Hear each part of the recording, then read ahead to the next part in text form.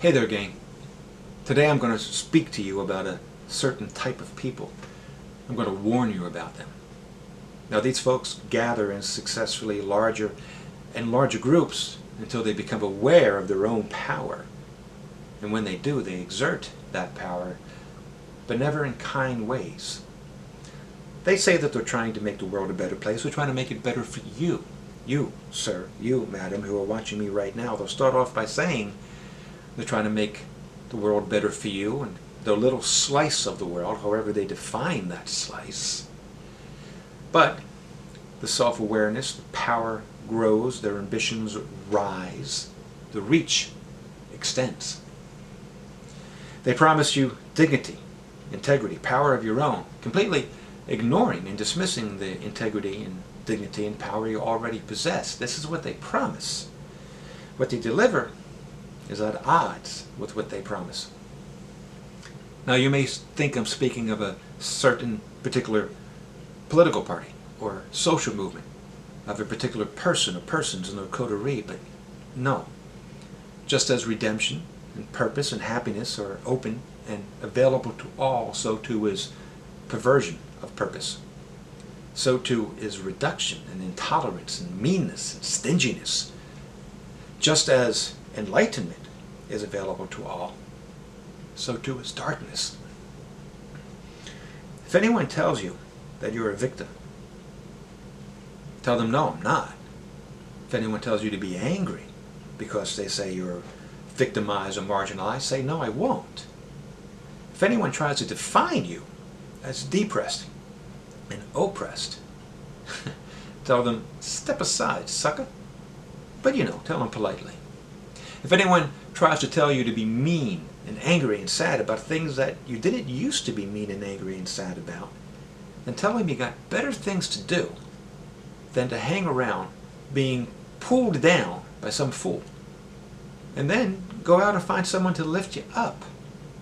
If anyone calls you or tries to label you as too white, too black, not black enough, too Jewish, anyone tries to say that you're disloyal, a sellout, too right, too left, too snowy, too Nazi-ish, too somnolent, not wake enough, too complacent, not angry enough. Anyone tries to tell you to stay in your own lane or go play in traffic, kid, you look them dead in the eye and you tell them no. But don't get me wrong, I'm not trying to switch up my message on you here. I'm not saying that you need to be intolerant and mean to them. I'm not telling you to run from them. I'm not telling you to demean them, curse them, yell at them, just because they certainly will do this to you. I'm telling you to say no, and I am willing to listen to you and your point of view, and hopefully you will listen to mine. Now, I'm keeping it real. I know there are people out there that you must stand firm against with fists. I know that sometimes the fists aren't enough, so you stand firm with weapons, and then sometimes even with more potent weapons, but that sure as hell and heaven should be your last resort. That needs to be your last resort. The first overture needs to be this, the hand of friendship. In fact, it should be the first 200 overtures for every person. So who are these people whose misguided ministrations are that you must deny with every fiber of your being, that are trying to pull you down at the same time you're trying to raise them up? They are the insecure. His only concept of security is to make you feel as frustrated as they. They are the enraged. His only concept of fulfillment is to make you feel as helpless as they. They are the lonely and despondent, whose only concept of togetherness is to make you feel as isolated as they. They are the spiritually voided, desperately searching for meaning and finding none they wish to accept. So they create their own, a meaning that is forged in anger, and fear, and intolerance, even hatred. I will state this to you clear. God is real. God exists in each and every one of us, whether or not we have the courage to give voice to this. God loves, God builds, And I really don't care what you call him or her.